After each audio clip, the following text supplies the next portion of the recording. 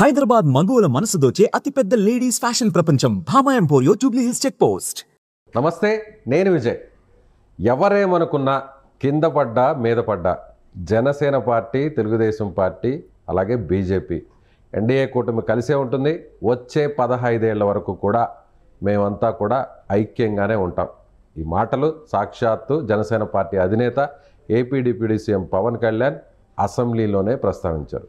So ఇప్పటివరకు YCP ఈ కూటమిలో చీలికలు వస్తాయి, పవన్ బయటకు వెళ్ళిపోతారు. ఏ రోజైనా కూడా పవన్ చాలా ఆవేశంగా ఉంటారు, స్ట్రైట్గా ఉంటారు. ఎక్కడ నచ్చకపోయినా కూడా ఆయన బయటకు వచ్చేస్తారు. ఇలా కలలు కంటున్నటువంటి ప్రతిపక్షంలో ఉన్న వైసీపీలో నాయకులందరి ఆశల మీద పవన్ కళ్యాణ్ వ్యాఖ్యలు నీళ్లు చల్లాయా? ఎస్, వీటి గురించి డిస్కస్ చేద్దాం. మనతో పాటు ఉన్నారు పొలిటికల్ అనలిస్ట్ చంద్ర శ్రీనివాస్ గారు. చంద్ర శ్రీనివాస్ గారు నమస్తే. నమస్కారం విజయ్ గారు. మనం అనుకున్నాం సో అసెంబ్లీలో పవన్ కళ్యాణ్ ప్రసంగం ఎలా ఉంటుంది, ఏం మాట్లాడతారు, అందరూ కూడా ఎదురు చూస్తున్నారు. అనుకున్నట్టుగానే 11 మంది ఎమ్మెల్యేలతో వచ్చాడు, 11 నిమిషాలు ఉన్నారు, వెళ్ళిపోయారు.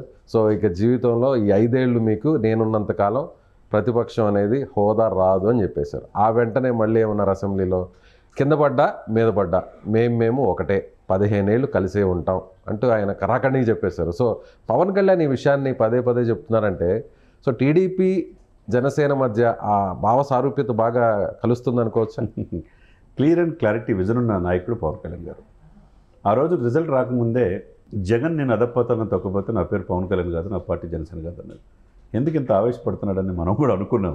ఆ సమయంలో ఆ ఆవేశం వెనక ఆలోచన ఉందని, నిజంగానే ఆయన అదపాతాలను తొక్కాడని మన 11 సీట్లు వస్తే తెలిసింది.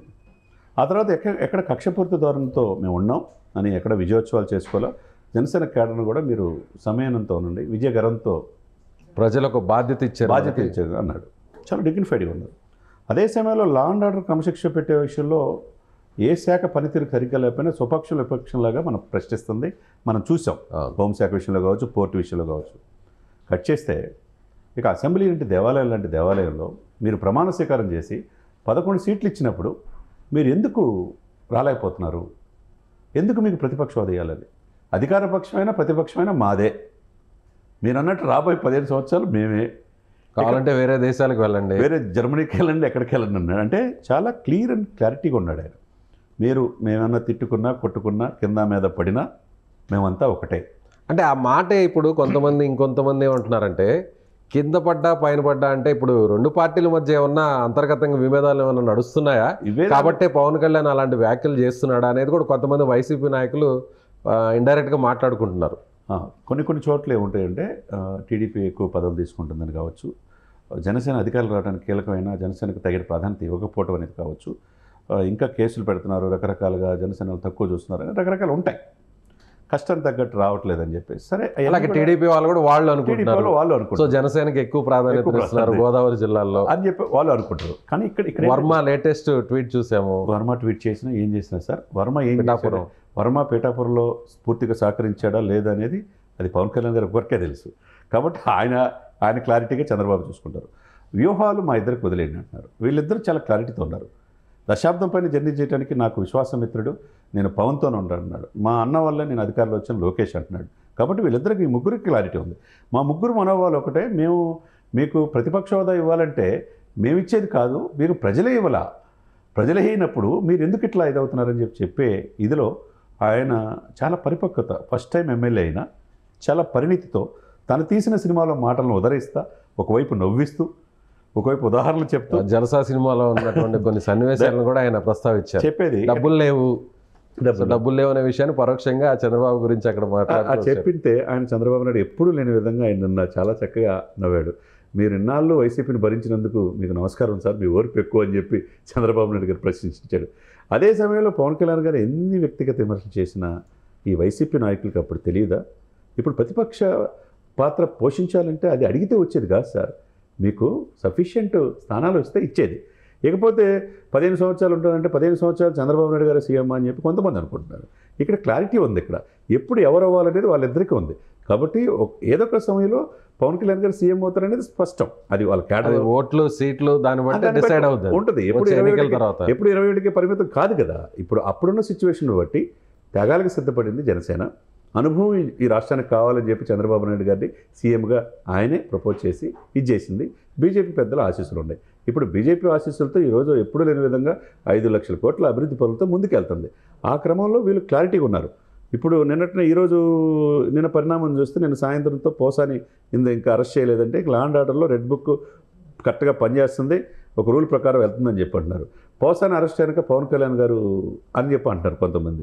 జనసేన పార్టీ నాయకుడు ఇచ్చిన కంప్లైంట్తోనే తీసుకుని అక్కడ ఓకే అరెస్ట్ చేశారు, కంప్లైంట్ ఇచ్చారు. అంతకుముందు కూడా మీకు కంప్లైంట్ 15 పోలీస్ స్టేషన్లో ఇచ్చారుగా గత ప్రభుత్వంలో. 2019 నుంచి 2024 అవకాశం వచ్చినప్పుడు వాళ్ళ వ్యక్తిగత అన్నం చేస్తే మీకు మీ మీద కంప్లైంట్ ఇచ్చినప్పుడు ఎందుకు చర్యలు తీసుకోవాలా? ఇప్పుడు లా అండ్ ఆర్డర్ కరెక్ట్గా పనిచేస్తుంది అని అనుకోవచ్చు కదా. కాబట్టి ఇక్కడ ఎవరు ఏంది అనేది కాదు, మీరు వర్గ విభేదాలు, మనుషుల మధ్య విభేదాలు సృష్టిస్తున్నారా లేదా, కులాల మధ్య ఇది కరెక్ట్ కాదు కదా. ఇకపోతే రాబోయే 15 సంవత్సరాలు అనేది చాలా క్లారిటీ విజన్. మొన్నటిదాకా దశాబ్దం అన్నారు, ఇప్పుడు రోజు రోజుకి వీళ్ళ బృందం మరింత దృఢపడుతుంది అన్నట్టుగా. వీళ్ళు 7 రోజులు వీళ్ళిద్దరు ఫోన్లో మాట్లాడుకోలేదు, పవన్ కళ్యాణ్ గారు స్పందించట్లేదు, ఆయన వెన్నొప్పితో బాధపడుతున్నాడని అనుకున్నారు. కట్ చేస్తే తలసేమే బాధితుల కోసం వాళ్ళు ఎంత ఆప్యాయతగా ఉన్నారో వాళ్ళందరికీ అర్థమైంది. ఎన్టీఆర్ ట్రస్ట్కి సంబంధించిన 50 లక్షల రూపాయలు అనౌన్స్ చేస్తే వాళ్ళ ఆశలు అడియాశలు అయిపోయింది. కట్ చేస్తే ఇక్కడ ఢిల్లీలో మోదీ గారు కూడా చూస్తే ఎంత ఆప్యాయతగా ఉన్నారో.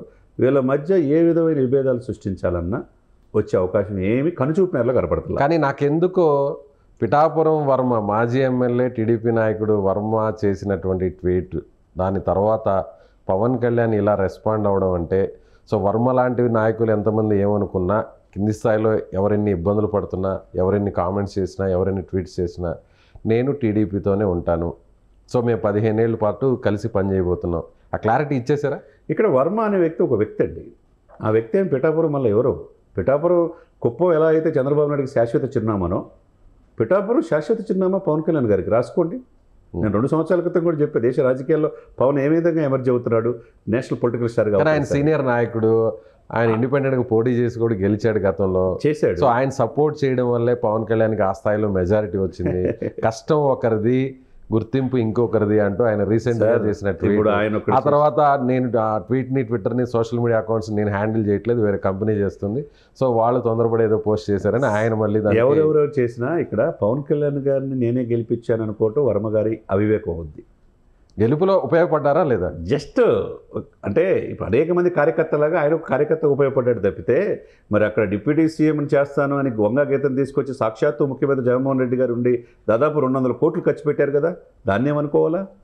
ఇప్పుడు ఆయన ఎప్పుడు జగన్మోహన్ రెడ్డి గారు 60,000 మెజార్టీ, 1,00,000 మెజార్టీ తగ్గిపోతే 70,700 మెజార్టీతో గెలిచినందుకు పవన్ కళ్యాణ్ గారి ఇమేజ్ పనిచేసిందా, లేకపోతే వర్మ గారి ఇమేజ్ పనిచేసిందా? ఎస్, మీరు అన్నట్టు ఈ మ్యాండేటరీ చూస్తే వైసీపీ కేవలం 11 సీట్లకు పరిమితం అవడంతో పవన్ కళ్యాణ్ ఎక్కడ పోటీ చేసినా కూడా అదే స్థాయిలో మెజారిటీ వస్తుంది. లోకేష్ కానీ, పవన్ కళ్యాణ్ కానీ, ఆబ్వియస్లీ చంద్రబాబు గారు నాయకుడు చూశారు అక్కడ 100% స్ట్రైక్ రేట్ పవన్ కళ్యాణ్ గారికి ఇచ్చారు.